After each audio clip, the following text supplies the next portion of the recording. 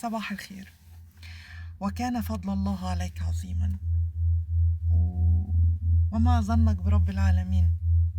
الله جميل، الله رحيم، الله رؤوف بعباده.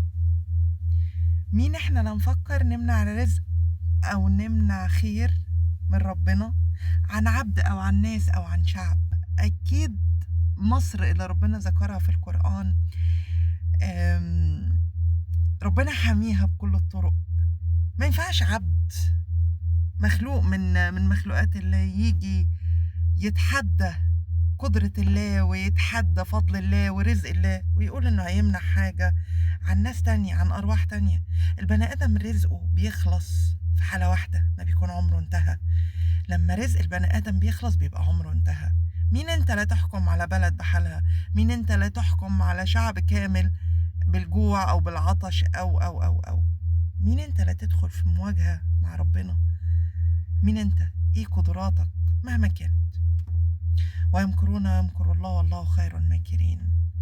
ربنا يحفظنا ويحفظ مصر ويحفظ السودان طبعا من الفيضان اللي جاي عليها. وشكرا لقياداتنا اللي قدرت وكان عندها برضو سرعة بديهة وكان عندها نظرة للمستقبل بفضل الله طبعا وتوفيق من الله انه تكون جاهزة لحاجة زي دي. ثقة في الله اولا وفي عدل ربنا.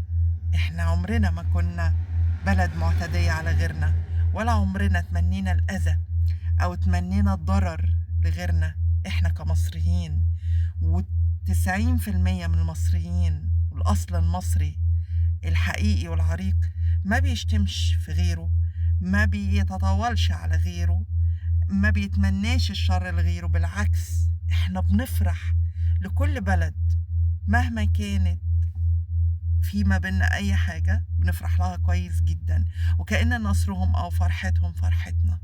هنفضل دايما احنا كمصر وكشعب الحضن الدافي، الامان والسند لكل بني ادم بيفكر او فكر بس في مصر بالخير، واللي يفكر بس فيها للشر او بالشر يستحمل بقى اللي هيحصل معاه، يستحمل حاجات كتير جدا.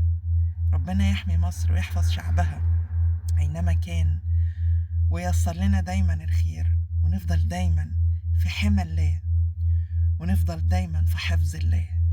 لأن الأمطار والفيضان اللي ربنا رزقنا بيه واتبعت هو رد كفاية قوي على أي بني آدم. إنك لما بتفكر تواجه البلد دي أو تذل البلد دي أو توجع البلد دي، فأنت في مواجهة مباشرة مع قضاء الله ومع فرج الله ومع عدل الله. فشوف نفسك وشوف قوتك قد ايه قبل ما تفكر تضر بني ادم زيك او تفكر تضر بلد زي مصر. يومكم سعيد.